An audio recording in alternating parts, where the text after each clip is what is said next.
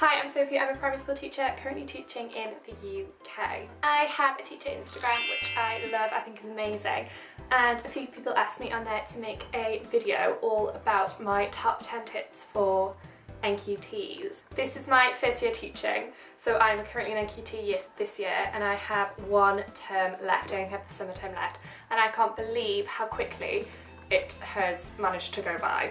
So I've made a lovely list of the top 10 things I was told or that have helped me in my first year. This tip that helped me so much was to spend time organising your classroom and making it yours.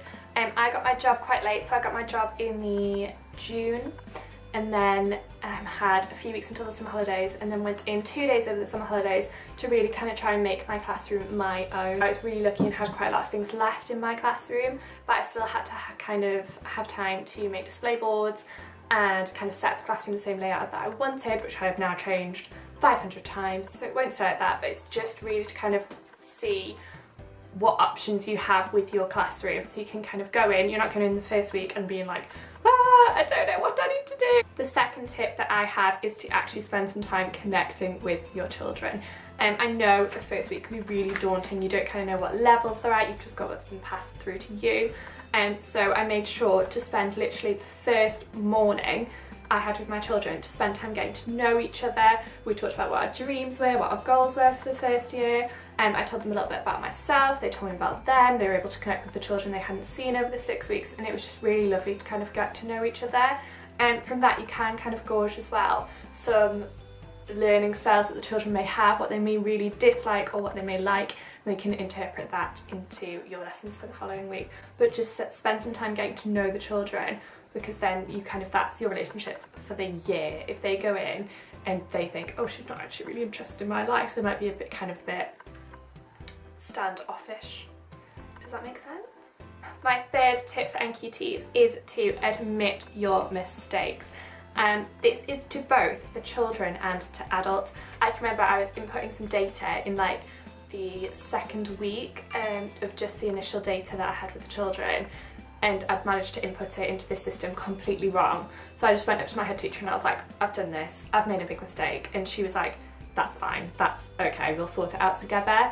And I think from that, it just kind of, the stress that I had, because I didn't really know my head teacher at the time, the stress that I had was just lifted off my shoulders, and I thought, we're gonna be okay. If I hadn't made that mistake, then she would have probably thought, what an idiot, why didn't she tell me? And I would have had lots of unnecessary stress. In my classroom also, we are all open with the mistakes that we make.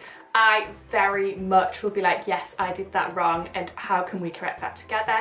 And that means the children then kind of have this, okay, I did that wrong this time, but I know how to correct it easily. And in terms of that as well, I feel like it creates a really open atmosphere for the children to then tell me, I don't really understand what I'm doing at this point, can you tell me what to do again? Which is lovely, because then you know they're actually going to get that, rather than kind of doing the whole thing wrong and being a little bit upset about it themselves. My fourth NQT teacher tip is to observe other teachers.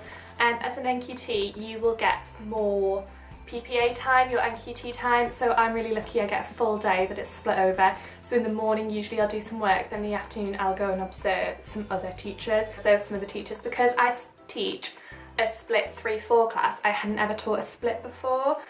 So I used my NQT time to go and observe how the other split classes taught, so I could see what they did with the different groups, or what they taught together as a whole class. I went to go and observe some phonics sessions, because I still have some children in my class who learned phonics, but I haven't taught phonics since like first part of my training year. So that was really exciting to go and observe that. I went to go and observe my head teacher teach. I saw external coaches. I was offered the opportunity to go to a special needs school to see how they teach there, and just take up those opportunities, because you won't have that time in your second year, but in your first year you can literally be like, can I come and see you? And I mean, everyone in my school is so lovely, and it's like, yes, please come and watch me. I'm not gonna be very good, is what every single teacher says, but they're all absolutely amazing. My fifth NQT tip is to ask for help. As an NQT, you are constantly worrying that you are doing something wrong. You are new to the job. It's the first time you've been given a class to yourself, and you are having to organise that. It is a massive stress, and your workload will have increased. If you say, to your teaching mentor, who you should have, your NQT mentor, or your head teacher, or your phase leader, I am struggling, please can you help me with this? They aren't going to turn around and say, no, of course not. I'm really lucky to be in a school environment where I am able to ask for whatever help I would like, and that is given to me. Ask for help before it gets too much and before you're at that point when you think, I don't even know what to do anymore. If you just ask, then you are going to get that back and you're going to feel so much better. My 6th NQT tip is to organise yourself. I do this by planning out my resources all for the week. That might not be how you want to do it, but for me it helps a lot. It means I can come in the school day, I can just get the resources I need. It helps me so much just to make sure that I am organised myself. I also use a planner. I use one from the Positive Teacher Company, and it saves my absolute life. It means I can just flick to a day and know what I'm doing straight off. I found it super useful to have a notebook next to my desk where I can write down little things that I might not remember, or even on my whiteboard in terms of if a child has told me they're going home with a friend, they're going to a friend's house, if someone has an appointment, if I have an external company coming in to help the child, so then I'm not doing something else. And it's super helpful to just organise yourself and know what you're doing rather than panicking at the last minute. I know some people work like that, some people need the panic to work, but I just found organising myself at least the week before would help me so much. My 7th NQT tip is to have some fillers handy that you can use, because in my last training placement I had worked with a year 2 class and then I was in a split 3-4 class. I found that it took my 3-4 class half the time that it took the year 2 class to work out what they were doing. So I needed some fillers handy. I think Twinkle's really good for this, or Teachers Pay Teachers is really good for this with some kind of, I have what's called a finish folder, and that's really good. In terms of that, I love the Jolly Phonics board games and Times Table board games as well, that they know they can do with a partner afterwards. It just saves, especially in your first week, some panic with the children being like, I finished now, what do you do? And you're thinking, no, you're not supposed to have finished yet. Obviously make sure they've done the work to the standard you would like, but then just having those fillers handy means that they are occupied, they are still learning, and you can work with the group you're working with at that moment. My 8th NQT tip is to manage your behaviour. I did this from the onset and I'm so glad that I did. The first morning we went in, when we talked about kind of our hopes and our dreams and our goals, we also talked about what we would expect in our class. We talked about how I could help the children and how the children could help me. This worked out so well because it meant that the children were aware from the word go what I expected from them. I know there's a saying going around that one of my tutors told me that's going around for absolute years, where you're not to smile until Christmas. I mean, not that dramatic, but just make sure that they know you are the teacher, especially with myself being a younger teacher. And I found that just making sure the children were aware there were consequences for their actions and what was acceptable and what is not acceptable meant that my behaviour management now is something that was commented on by Ofsted, which I was in awe of, and my head teacher and many people who observe me come to check, and I just have such a great relationship with my children because they are aware of what's acceptable and what's not. I want my finger go down.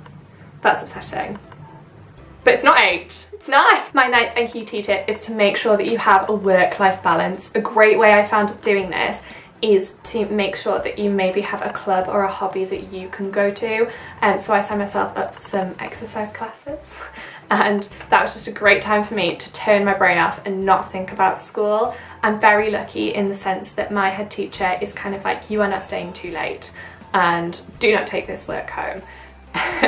And make sure that I am okay. She constantly asks me if there's anything she can do to help, as do all the other teachers, and just making sure that you aren't just constantly on the go, because you will burn yourself out by the end of the first term and you will be exhausted.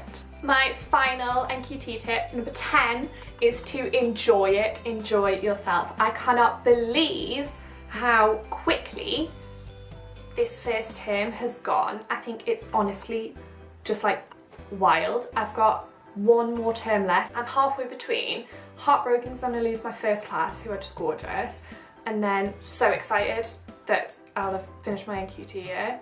I'm like, it's wild. You just don't realise how quickly it's going until you're halfway there. But honestly, lots of people say your NQT year is a lot harder than your PGC year. I find that if you manage yourself well, then you don't need to worry about that. Your NQT year is going to be amazing, have so much fun. and I will see you later. Bye! Amazing! We're ready. This is hard. Doesn't make sense.